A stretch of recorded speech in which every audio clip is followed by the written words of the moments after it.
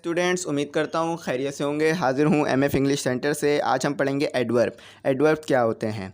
तो टॉपिक शुरू करने से पहले मैं आपको कहूँगा कि मेरे चैनल को सब्सक्राइब कर दीजिए और इस वीडियो का लिंक उन लोगों तक शेयर कर दीजिए जो इंग्लिश सीखना चाहते हैं लेकिन किसी वजह से बड़े बड़े कोचिंगों की तरफ नहीं जा पा रहे हैं।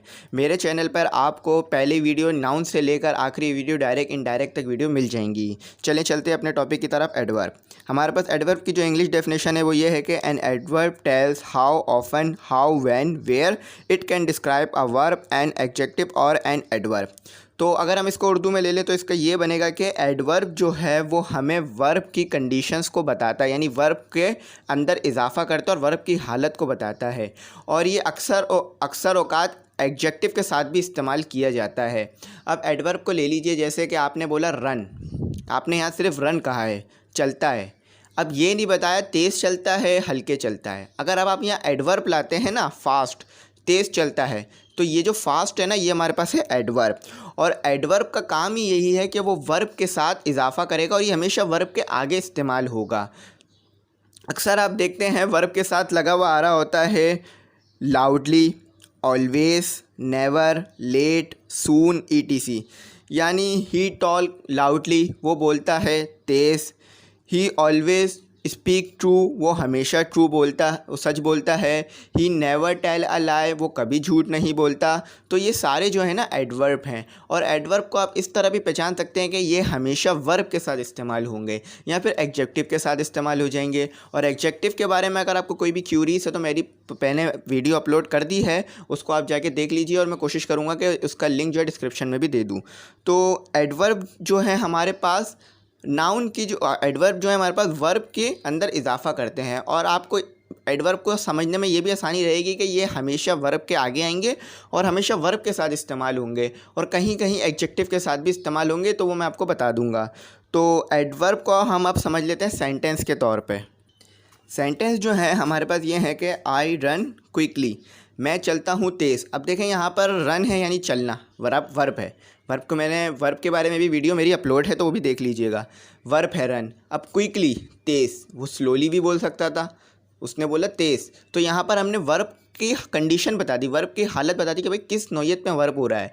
तो यहाँ पर जो है वर्ब के मायनों में भी इजाफा हो गया और हमें वर्ब के बारे में पता चल गया कि भाई वो तेज़ चलता है। अब आप हल्के नहीं कह सकते।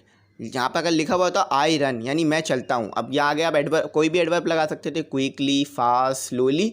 लेकिन अब अगर यहाँ क्विकली लगा दिया तो अब आपको पूरा पता चल गया है कि भाई वो जो चलने वाला है वो तेज़ चल रहा है। तो हमारे पास दूसरा जो सेंटेंस है वो ये है कि वी वॉक स्लोली, हम चलते हैं हल्के। अब यहाँ स्लोली आ गया ना, देखिए आगे भी आ रहा है, वॉक के आगे आ रहा है स्लोली, यानी वॉक जो है हमारे पास वर्ब है और स्लोली जो है हमारे पास एडवर्ब है। तो आपको इस तरीके से बहुत आसानी रहेगी एडवर्ब को पहचानने के लिए कि वो हमेशा वर्ब के आगे आ रहा होगा, तो आपको आसानी से पहचानी होगी। और ये जो है बहुत ज़रूरी होता है इंग्लिश के अंदर ताकि हम जो है ना वर्ब की हालत को बता सकें। तीसरा जो हमारे पास सेंटेंस है वो ये है कि शी सिंग्स स्वीटली, वो गाती है अच्छा। अब कोई बुरा भी गाता है, उसके वो काम, कोई बुरा काम कर रहा है तो आप उसके काम को बुरा कहेंगे ना, यानी एडवर्ब लगाएंगे। तो ये तो नहीं बोलेंगे ही वर्क, वो करता है, बल्कि ये बोलेंगे ना ही वर्क बैड, वो करता है बुरा। तो यहाँ पर जो बैड है ना ये होता है एडवर्ब। तो एडवर्ब जो है वो वर्ब की जो है नौयत को बताता है, यानी वर्ब के मायनों में इजाफा भी करता है और वर्ब किस तरह का हो रहा है ये भी डिफ़ाइन कर देता है। अभी मैंने आपसे पीछे भी कहा था कि ये कभी कभार एडजेक्टिव के अंदर भी इजाफा करता है। तो इसको इस तरह से ले लीजिए, जो हमारे पास सेंटेंस है वो ये है कि अ वेरी गुड बॉय। अब यहाँ पर जो गुड है ना ये हमारे पास एडजेक्टिव है। अगर आप पीछे जाएँ तो हमारे पास एडजेक्टिव की वीडियो मिल जाएगी, एडजेक्टिव की वीडियो ज़रूर देख लीजिएगा। अब यहाँ जो वेरी है ना, वेरी गुड से पहले जो वेरी लगाई ये एडवर्ब है और ये जो है इसके अंदर इजाफा कर रहा है, यानी एडजेक्टिव में इजाफा कर रहा है। तो ये एडजेक्टिव में तो पीछे आता है, एडवर्ब जो है वर्ब के साथ आगे आता है और एडजेक्टिव में जो है एडवर्ब पीछे आता है। तो इसको ज़रा सा दिमाग में बिठा लीजिएगा। चले तीसरा हम लोग तीसरा जुमला पेश करते हैं जिससे समझने में आपको ज़्यादा आसानी रहेगी। He runs very fast. अब यहाँ पर देखिए रन्स आ रहा है, यानी भागता है, यानी वो वेरी तो देखें आगे ही आ रहा है, एडवर्ब जो है वर्ब से तो आगे ही आ रहा है, लेकिन फास्ट यानी तेज़ यहाँ जो है एग्जेक्टिव है। देखें एग्जेक्टिव के पीछे जो क्या आ रहा है हमारे पास, एग्जेक्टिव के पीछे एडवर्ब आ रहा है और वर्ब से आगे एडवर्ब आ रहा है, यानी पहले जो है हमारे पास वर्ब आएगा, उसके बाद हमारे पास एडवर्ब आएगा, उसके बाद एडजेक्टिव आएगा। तो अगर आप सेंटेंस को बनाना चाहेंगे तो ये चीज़ आपको बहुत मदद करेगी कि आपको पता हो कहाँ पर एडवर्ब आ रहा है और कहाँ पर वर्ब आ रहा है। तो बस एडवर्ब की निशानी ये बिठा लीजिए कि ये हमेशा वर्ब से पहले आए, वर्ब के बाद आएगा और एडजेक्टिव से पहले आएगा। तो MCQs टेस्ट की तरफ चलते हैं। MCQs टेस्ट ज़रूर दीजिएगा, क्योंकि MCQs टेस्ट ही आपको पता चलता है कि आपने आज कुछ सीखा ही नहीं सीखा, या अगर आपका कुछ रह जाता है या आप कुछ ज़हनशी नहीं कर पाते हैं, अपने दिमाग में नहीं बिठा पाते, तो MCQs टेस्ट आपको मदद देता है उस प्रॉब्लम को हल करने के लिए। चलते हैं MCQs टेस्ट की तरफ। पहला MCQs जो है हमारे पास ये है कि शी नेवर टेल अ लाई, वो कभी भी झूठ नहीं बोलती। तो आपको क्या लगता है इसमें क्या होगा एडवर्ब? हमारे पास टेल्स भी है, लाई भी है और शी भी है, तो क्या हो सकता है एडवर्ब हमारे पास? वर्ब की कंडीशन देखें, वर्ब की कंडीशन को कौन बता रहा है? झूठ बोलती है, नहीं बोलती, कभी कभार बोलती है, कभी भी नहीं बोलती। तो कोशिश करिए पहचानने की कोशिश करिए इसमें एडवर्ब क्या है। बिल्कुल सही, इसमें एडवर्ब जो है वो है हमारे पास नेवर, वो कभी भी झूठ नहीं बोलती। ये भी हो सकता था ऑलवेज, हमेशा झूठ बोलती है। तो वर्ब की जो है यहाँ पे नौयत बताया जा रहा है, तो हमारे पास नेवर जो है ये एडवर्ब है। चलते हैं हम अपने दूसरे MCQs की तरफ। दूसरा MCQs जो है वो हमारे पास ये है कि वी वॉक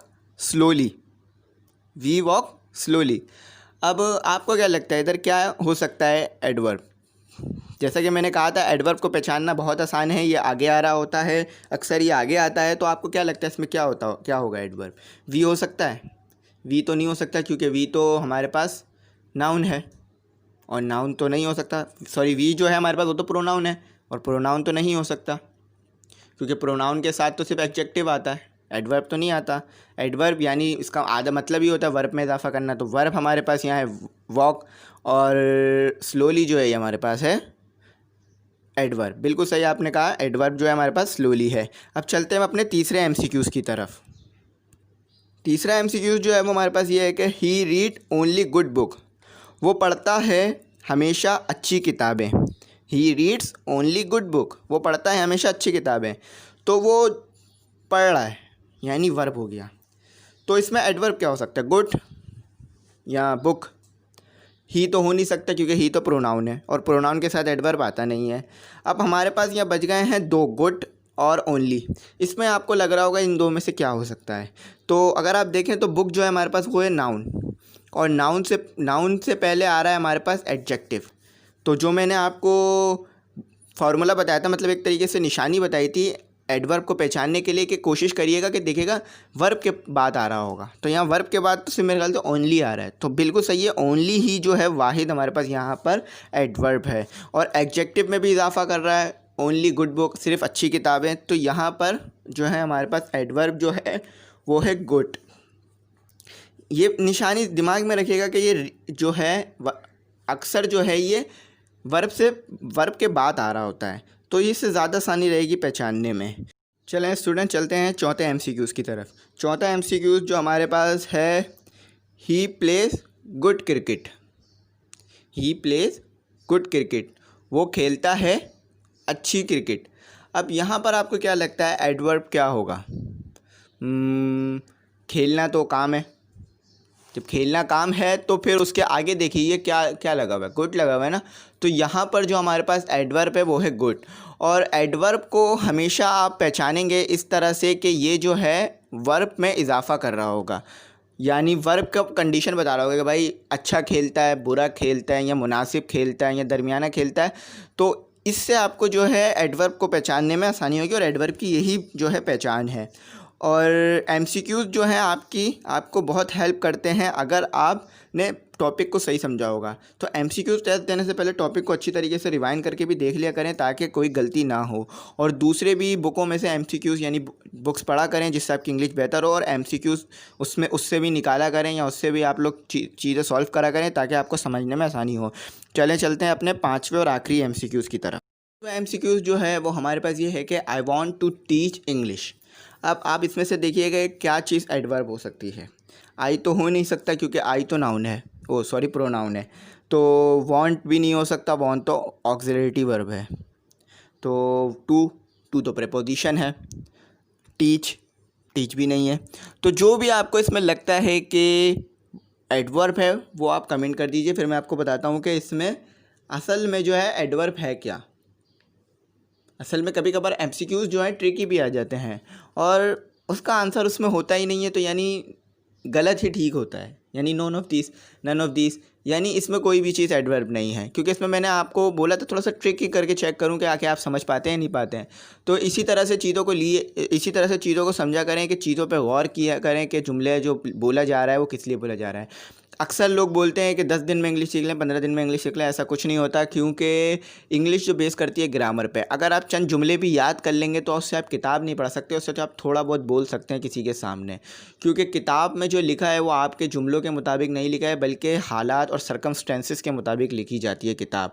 तो कोशिश करा करें कि ग्रामर को मजबूत करें, और मेरी जो पिछली तमाम वीडियोस मौजूद हैं उसे ज़रूर देख लीजिए, जिससे आपकी बेस और अच्छी हो जाए और आपकी इंग्लिश और बेहतर हो सके। तो आखिरी में यही कहूँगा कि मेरे चैनल को सब्सक्राइब कर दीजिएगा और वीडियो का लिंक ज़रूर शेयर कर दीजिएगा उन लोगों तक जो इंग्लिश सीखना चाह रहे हैं।